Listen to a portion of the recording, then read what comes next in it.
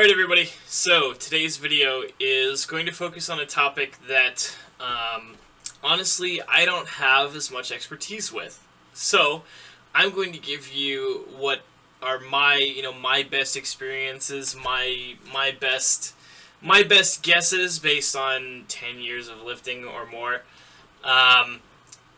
But it's not the final word on things, and I'll admit that. I don't have, plenty of evidence to back a lot of these statements up. This is a lot of conjecture on my part as a coach. So, today's topic is, can you trust your body? Can you trust your body? Can you listen to those signals that are, you're sending yourself? You hear people all the time say that you just, when it comes to exercise, you need to listen to your body, listen to the signals that it's sending you, and so on. So here's the problem with that. Your body can be full of shit. It honestly can. It can send you false signals, it can overreact, and that can really mess you up, honestly. And there's a lot of different ways that it can be like that, in terms of hunger, in terms of pain, in terms of soreness. There's so many different ways that your body can throw you off. So I'm going to kind of analyze signals that tend to be reliable and signals that tend not to be reliable, and so on. So let's take pain, for example. Pain is a pretty simple one. If you're feeling pain, it may or may not be entirely physically oriented. It may, there may be psychosomatic components, and that's fine. The thing that most people don't realize is that, for the most part, pain is a neurological reaction to things, and that means that it doesn't always get things 100% right. You might experience a bit less pain than you should, or you might experience more pain than you should. And that's, like if you're super stressed out or there's other things going on, that's not to say that your brain is necessarily just going to invent pain out of nowhere, but if you've got a pre-existing injury, chances are that you're going to feel it worse than usual because you're stressed out and, you don't have time, you don't want to feel those feelings. At the same time, when it comes to training, you want to avoid pain as much as possible because pain is a bad signal. Pain means that you could be making something worse. It means that you could be re-injuring yourself, just screwing stuff up. So you want to avoid pain in your training in a general sense. That's a pretty solid recommendation. Even if the pain was, an overreaction, even if it was, like an excess pain that maybe you're better than that. It's just better to play it safe, particularly when it comes to injuries. You don't want to risk injury, you don't want to risk re-injury, particularly because basically the single greatest predictor of whether you're going to injure yourself is whether you've been injured in the past, because re-injury is extremely common, and an injury can mess up all sorts of things in your biomechanics, so it highly possible. Then there's soreness. So soreness after a workout. A lot of people will use that as an indicator of whether they should work out again or not, as whether or not they're fully recovered. Well, the answer to that one is a little bit more complex, because soreness is not necessarily evidence that you've had a good workout. That's another common misconception. Soreness is, it's basically a sign that your body isn't used to a certain activity or a certain kind of training. So what can that mean? That can mean either that you tried much harder than usual, and in that case, that may be, yes, it is actually a sign that you did a good workout. At the same time, you tend to see soreness, of course, more in bigger muscle groups than in smaller muscle groups, which recover quicker. So, I don't do much bicep training, honestly, because I'm not a bodybuilder, but I swear to God, if I did some heavy bicep stuff right now and did a bunch of it, chances are I wouldn't really feel it very much tomorrow regardless, just because I'm at a point where I've been training for so long that, these things, I don't get a lot of soreness from these things anymore. As you get better, obviously, as you train more, you're going to have less soreness in general. So you can provoke soreness by switching it up, by trying a new variation, by trying a new kind of exercise, by trying a different rep range than you're used to working within, etc., trying a different intensity, so on. But in general, your body adapts to these things quickly, and particularly if you've been exercising for a long time, you don't get as sore, and you just don't see it as much. Honestly, I get sore probably only about once a week. and that's on my heavy deadlift day every week. And that's because deadlifts are they're the hardest for your body to recover from of really anything. Um, so virtually nothing else really causes me to get very sore. And that's again because I've just been training for so long that virtually nothing affects me. Unless I significantly switch up my program, try something completely new that I haven't been doing in a while. At that point I might get, paralyzingly sore for 3 days, but then the next time I do it, I barely get sore at all. So, soreness is not really a good estimator of how good your workout is. And the other thing to realize is that soreness is also a neurological thing, so there's ways to trick that. If you're really sore and you start working out, you'll notice you get less sore. Once your circulation gets up, once your heart rate gets up, once your body starts pumping some warm blood through your veins, you get less sore because your body realizes that there may be some reason that you need to do that activity. From a strictly survival perspective, it's not a good idea to be sore all the time because you might need to outrun a predator, or chase down a deer or whatever. So it's going to inhibit that because it knows again that you're doing activity again, and there's no point in being sore if you're doing activity. So your brain will actually dial down your soreness when you do that, and poof, you're able to do probably more than you expected. So does that mean that you should work out with a crap ton of soreness if you're super sore? Well, no, because that's going to be detrimental. It's not going to completely go away when you start working out. But if you're just a little bit sore, honestly, that's fine. You can start working out and it'll mostly go away or entirely go away, really.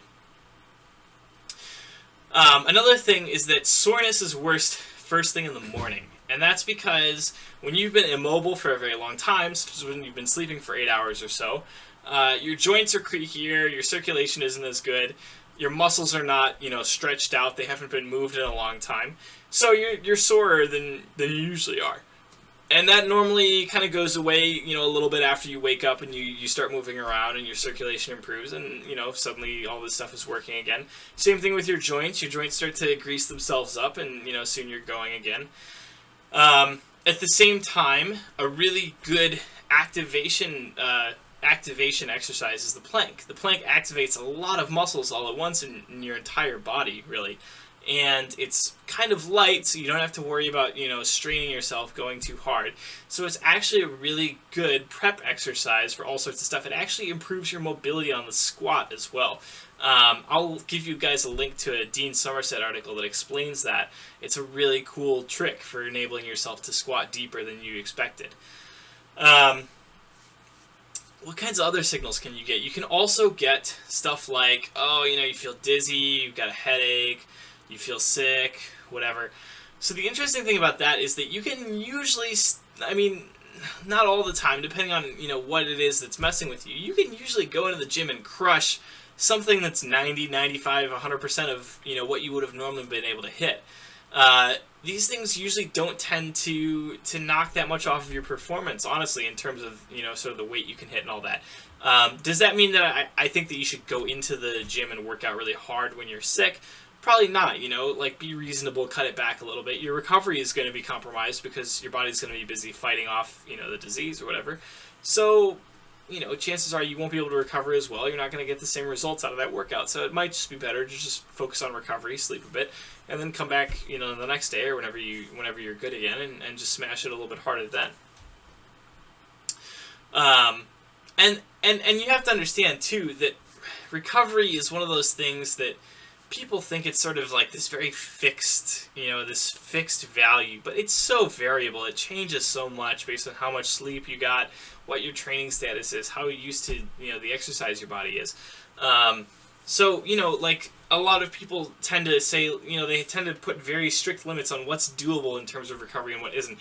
Each person recovers differently. You could recover from things way faster than somebody else, and that's totally normal. That's just totally normal variations and things. Other things, in terms of just listening to your body, hunger, eating, diet, that depends on the kind of person you are. If you're a person who has trained a really long time, who is regularly dieted, who knows, sort of what kind of calories are in each type of food, what kind of macronutrients are in each food, chances are that you can actually eat pretty intuitively and have a good idea of how much food you're eating, and roughly how many calories you're taking in, and you're doing good, and that's fine. Interestingly, I do remember some studies that showed that sort of like hunger and an understanding of how much you're eating and so on is actually kind of off in people who, again, don't focus on that and don't practice it in terms of dieting, in terms of exercise regularly.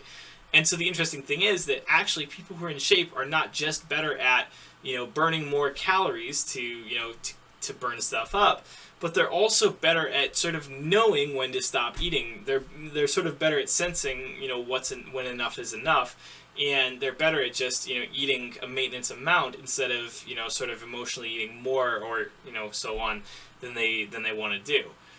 And so that's one of those things where, again, I would say you can listen to your body if you've trained it properly, but I wouldn't recommend that for the average Joe on the street who probably doesn't have a lot of training experience, doesn't have a lot of diet experience, isn't used to that sort of thing.